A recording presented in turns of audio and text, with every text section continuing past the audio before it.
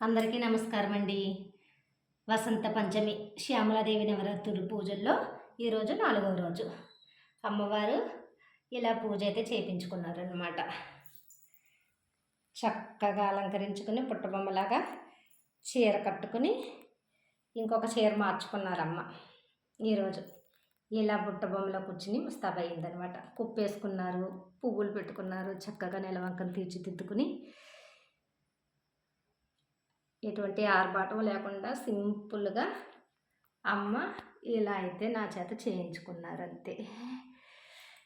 పొట్టి జారిపోతుంది తల్లి.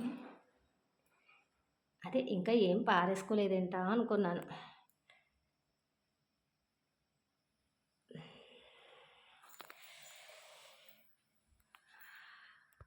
ఇప్పుడు వరకు అయితే పెట్టినట్టుగా అలాగే ఉంచుకున్నారు, ఏది పారేయలేదు అసలు. ఇప్పుడు ఈ బొట్టు అయితే జరిగిందనమాట. తల్లి అది చూడండి, దీపధూప నైవేద్యాలతో అమ్మ చక్కగా వసంత పంచమి రోజు ఇంత భాగ్యాన్ని నాకైతే ఇచ్చిందనండి. మీరు కూడా ఇంట్లో చక్కగా భక్తి విశ్వాసాలతో మీకు వచ్చిన మంత్రాలతో మీ మనసు అమ్మని ఎలా కోరుకుంటుందో అదే విధంగా అమ్మని కీర్తించండి, స్తుతించండి. అమ్మకి దీపధూప నైవేద్యాలతో ఆరాధించుకోండి. ఈ జన్మకి ఇంతకంటే ఇంక ఏ భాగ్యం లేదు. అమ్మ అంతా మనకి అని అమ్మలో మనం మునిగి తేలేమంటే అమ్మే మనకు అన్నీ చేయించుకుంటుంది. ఆవిడకి ఏం కావాలో మనం ఆమెకి ఎలా ఉండాలో ఆమెకే తెలుసు. మన పిల్లలు మనకి ఎలా ఉండాలో అమ్మకి తెలుసు. మనం పెట్టేదంతా అమ్మ మీద ప్రేమ ఒక్కటే. ఆ ప్రేమే ఇంతలా చేయించుకుంటున్న తల్లి జగజ్జనని లోకపావని. ఎన్ని పేర్లో అమ్మకి. జగజ్జనని నిత్య నీలపతాకే శ్రీమాత్రే నమో నమః, శ్రీమాత్రే నమో నమః, శ్రీమాత్రే. చూసే కొద్దీ చూడాలనిపించే రూపం.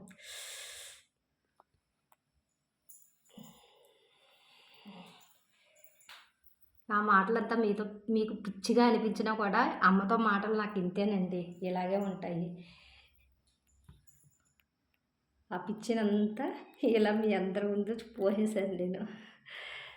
జగజ్జనని నా తల్లి.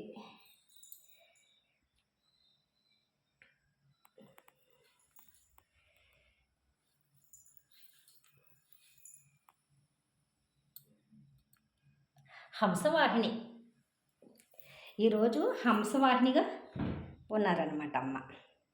హంసవాహిని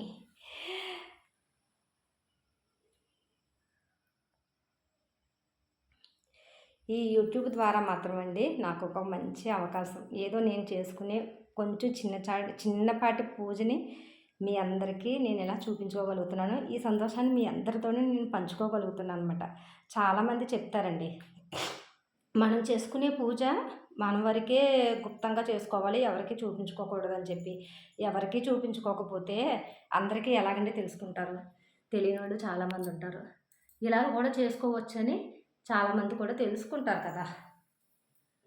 మన వల్లే ఇంకొకరు తెలుసుకుని మనం కూడా ఇలా చేసుకుంటే బాగుంటుంది పూజ అని చెప్పి చేసుకునే వాళ్ళు కూడా చాలామంది ఉన్నారు. కొంతమంది చెప్తే చేసుకుంటారు, ఇంకొంతమంది చూస్తే చేసుకుంటారు. ఎలా అయినా అమ్మ సేవలో తరించాలి. ఇదొక్కటే మనకి అమ్మ సేవలో తరించాలి. చూసో తెలుసుకునో ఏదో ఒకటి చేసి అమ్మని పూజలు పునస్కారాలతో మునిగిపోవాలి. అమ్మని సేవించాలి. ఆమె ప్రేమకి అందరము పాత్రలం అవ్వాలి. అదొక్కటేనండి. ఇంకా వేరే నేనేదో గొప్పగా పూజలు చేసుకుంటాను, నేనేదో అలంకరించేస్తాననేసి కాదు. కానీ నాకంటే అలంకరించే వాళ్ళు చాలామంది చాలా బాగా చేసుకునే వాళ్ళు ఉన్నారు. వాళ్ళలో చూస్తే నేనేం పెద్ద పూజలు గొప్ప ఏం కాదు. కానీ అమ్మ ఇచ్చిన భాగ్యం నాకు ఇంతవరకే అనుకుంటాను. ఇంతవరకే చేసుకున్నాను అన్నమాట. పరమేశ్వరి నిత్య నీలపతాకే శ్రీమాత్రే నమో నమః.